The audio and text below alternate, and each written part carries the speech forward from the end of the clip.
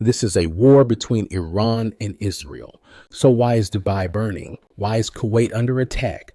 Why is Lebanon being dragged into this? Why is Saudi Arabia trembling? Because this is not just a war between two countries. This fire is not respecting maps. It is not respecting borders. In today's video, I'm going to tell you why this war has swallowed an entire region, why it's not just Iran and Israel, why the entire Middle East is under attack today. Stay with me. February 28, 2026, night. The United States and Israel launched, together, the largest coordinated military operation ever conducted against Iran. 3 targets: 1, Natanz and Fordow, Iran's nuclear facilities, centrifuges hidden deep underground. This night, bunker buster bombs finally reached them. 2, military infrastructure, Iran's air defense systems, radar stations, missile launch sites, all targeted. 3, the leadership. Strikes were carried out on locations linked to Iran's supreme leader. Whether he survived, Iran has not officially confirmed. Now, the big question, what did Iran do? Did it go quiet? Did it back down? No. Iran hit back, and it didn't just hit Israel. It sent a message to the entire region. Ballistic missiles and hundreds of drones fired at Israel. U.S. bases in the UAE, cruise missiles, Al-Udeid Air Base in Kuwait, ballistic missile strikes. U.S. naval base in Bahrain hit. The Dubai International Airport and Kuwait International Airport attacked.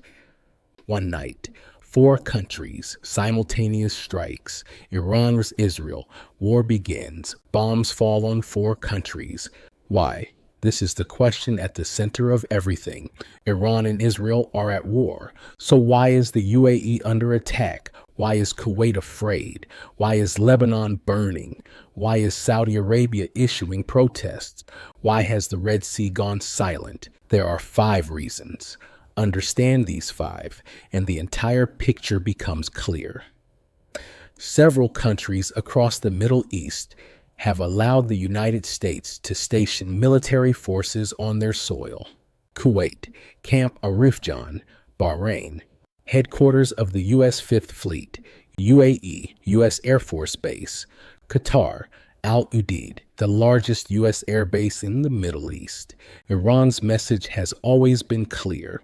If you host America on your seas, you are our target too. These countries didn't want a war, but war came to them anyway, simply because they fly the American flag on their territory. Think about it like this. You have a guest in your house. Your neighbor has a problem with that guest. You don't even know about it. But one morning you wake up and there's a bomb crater in your living room. That is exactly what is happening right now to Kuwait, the UAE, and Bahrain. Here's a strategy that most people don't fully understand. Iran doesn't just fight wars directly. Instead, Iran has spent decades building a massive proxy network across the region. They call it the Axis of Resistance. Inside this network, Lebanon, Hezbollah, Iran's most powerful weapon, hundreds of thousands of rockets stockpiled, thousands of trained fighters positioned just kilometers from Israel's northern border. Yemen, the Houthis, controllers of the Red Sea, capable of firing missiles at the world's busiest shipping lane. Iraq, pre-emptive militias launching drone attacks on U.S. bases from inside Iraq itself.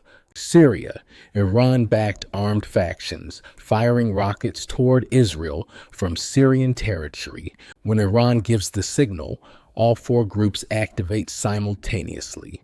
That means 4 fronts open at once, across 4 different countries. That is why the entire Middle East is on fire. Picture Israel's situation right now. From the north, Hezbollah rockets. From the south, Hamas. From the east, missiles from Syria. And directly, ballistic missiles from Iran itself, one country, attacked from 4 directions. This isn't just a war, this is a trap. A trap Iran has been building for decades. Here's a number that matters. Roughly 15 of global maritime trade passes through the Red Sea and the Suez Canal. It is the shortest route between Asia and Europe. The Houthis have placed a blockade on that route. Major shipping companies are now rerouting all the way around southern Africa. That adds weeks. That adds costs. That raises prices on products everywhere. Supermarket shelves in Europe are feeling the impact because Houthi fighters in Yemen, acting on Iran's backing, are firing missiles at cargo ships. That is the terrifying reach of this conflict. It crosses borders without an army ever moving. After strikes on Dubai, Tel Aviv, and Kuwait's airports, international air travel across the region has collapsed. These are not just two countries' airports. These hubs process thousands of flights daily, connecting Asia, Africa, Europe, and the Americas. When these airports shut down, the entire region is isolated. Saudi Arabia has officially protested Iran's strikes. Jordan has closed its airspace. Turkey is calling for both sides to stand down. Gulf nations have called emergency summits. These countries are not fighting, but the war hasn't left them alone. So far, we've talked about what is happening. Now let's talk about why. Where does this hatred come from? Why is it so deep that decades of diplomacy have failed? Where it all began. Iran's Islamic Revolution. The new Iran declared it would never recognize Israel's right to exist. From that day, the two countries became open enemies, but they avoided direct confrontation. They fought in the shadows. Iran had been secretly running a nuclear program. Centrifuges buried underground at Natanz, a hidden facility carved inside a mountain at Fordow. When it was exposed, Israel said, "This is an existential threat," because an Iran with a nuclear weapon could erase Israel from the map at any moment. Here's a question worth asking. Does Iran actually want a nuclear bomb?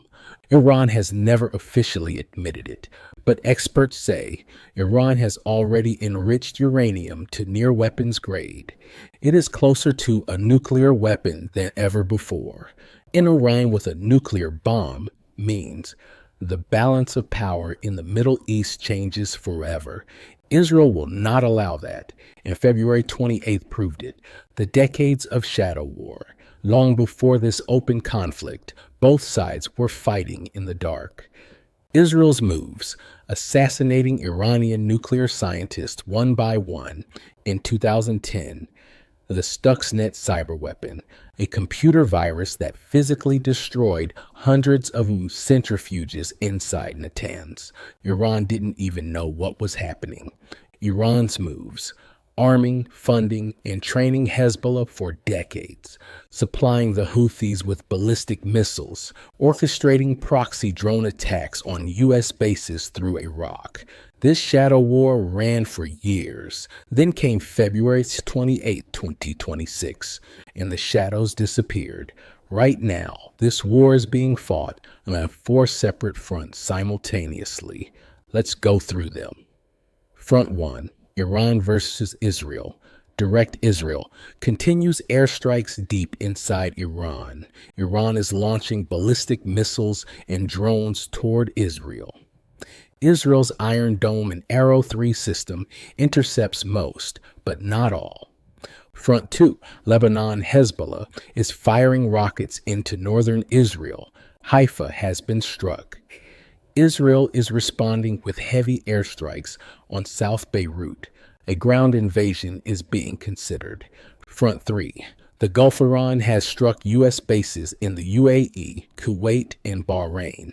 U.S. warships are on full combat alert in the Persian Gulf. America has deployed B-52 bombers to the region. Front 4. The Red Sea. Houthis are attacking commercial and military vessels. Suez Canal traffic has dropped by 30%. The U.S. Navy is conducting retaliatory strikes on Houthi positions. Now let's go back to the title. Why is the entire Middle East under attack? Dubai, U.S. base. Kuwait, U.S. base. Bahrain, U.S. naval fleet. Lebanon, Hezbollah. Red Sea, Houthis.